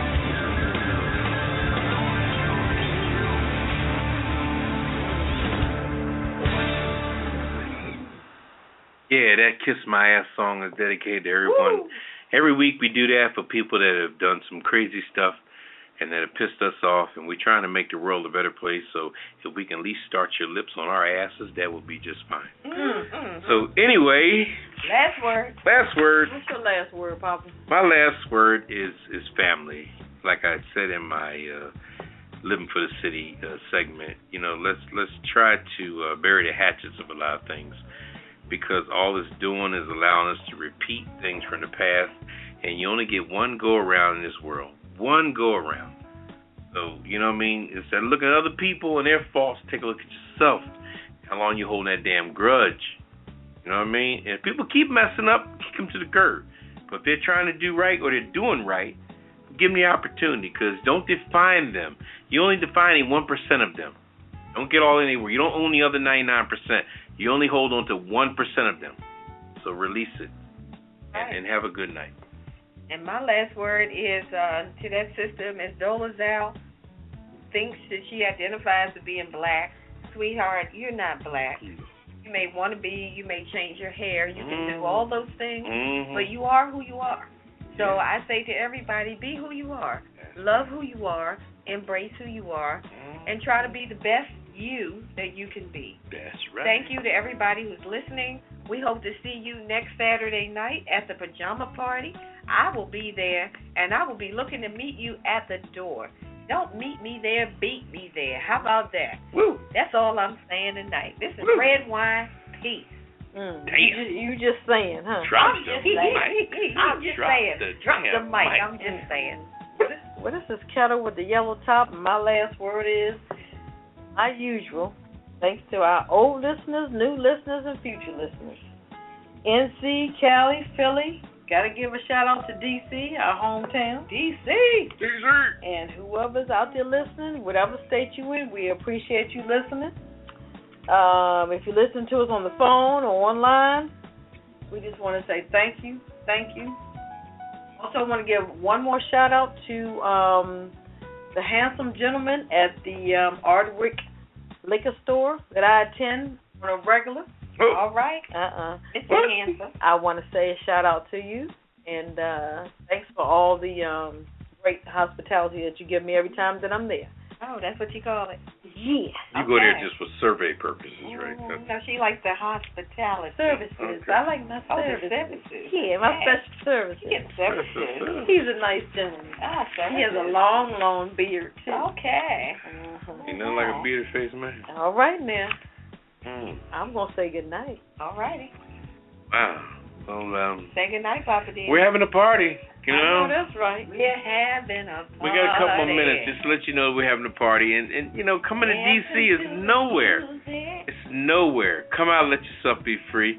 You know, they have plenty of hotels in the area. You know, New York Avenue, they have the Comfort Inn, Quality Inn over there. We know some people over there. So if you know, hotel situation, you know, get in touch with us and we can connect you with a hotel Catch a at a train, decent price. plane, Yeah. bus, Whatever. whatever. Walk. Taxi. Shit. Uber can come get you. Wherever you are, we're going to come. We're going to Uber 10 speed. yourself over there. Put your 10 to the speed. Put your 10-speed bike on the parkway. Bartender, can we get a refill? I'm going to give them the address one more time, and we're going to get on out of here. Give me the address. It's going to be at the White Mansion, White 1410 Missouri Avenue Northwest, Washington, D.C., 20011. Parking is limited, so come early. We're going to feature DJ Money, the Pajama Party Crew. Also, we're going to give you a little light buffet, give you something to eat nice on. door prizes, too. Door prizes, we got right, for the best door pajamas. Prizes. Yeah. Yes, we have the best door prize, like Papa said. That's right. Yeah, we do. And, we take time. We take time to do right. Also, we got bull semen for you. I ain't messing with y'all. Bull semen. We're going to also give a shout out to our decorator. Our decorator. Yes. Miss Tonette Carter. We want to thank you for your services. We really appreciate it. And Mr. Lowe. All right. Mr. Lowe, the bartender. He's going to be a bartender that night. He's going to be mixing up some serious cocktails like the one we just talked about, the apple tequila. And our signature drink, the fuzzy slipper. You got to come try that. Got to try that. Yeah, it's going to be a good time. Yeah. And we're talking about it, but, you know, we definitely be about it. Because we're grown and we're sexy and we know what to do. There you go. So come on out there. We got some rooms on the side. If you meet somebody, you want to, you know. We got some rooms up in we got the rooms up in the White Mansion. I'm kidding. Time to say good Look night. at you. Get your head out of the gutter, you nasty polecat. Say good night, John boy. This is Ketel. I'm saying good night. All right. What time is it? We got a couple more minutes. It's time to go. No, see, wait a minute. It's time to go, Papa. We got a couple more minutes. It's time to go, Papa. Come on now. We have a captive audience. It's time to go. This is the Ketel with the yellow top, and I'm saying good night. And I'm saying good night. All right, we're going to good night, sign off. Papa D. Good night. Join us next week, Friday, the day before the show. And, you know. Yeah, day before the party. We'll be right here. Jump on a plane, jump on Amtrak, jump on the Bolt bus, Uber. Yep. You know, get here. Special, whatever you got to do. Get here. We'll take care of you. Really. All right. We'll see you right back here, same time, same place, next Friday, 9 p.m. Eastern, for another pajama. And 9:15 CP time. Okay. And good night. Good night. Good night. Initiating shutdown sequence. Is it all over, Rock? I guess so. I bid you farewell, arrivederci, sayonara, and all that sort of cheers. Well, when you gotta go, you gotta go. Well, good night. Yabiko, Sana. I regret to announce this is the end. I'm going now. Good night, and good luck. Was it as good for you as it was for me? Now give me a kiss and say good night. Good night. Good night. Thank you. Goodbye now. Goodbye. Goodbye. Thank you. Goodbye. Thank you for attending our show, and good night. Pajama Party, grown and sexy, throwing a party. Pajama Party, party crew, keep it real for you. No clothes allowed. Pajama Party, grown and sexy, throwing a party. Pajama Party, party crew, keep it real for you. No clothes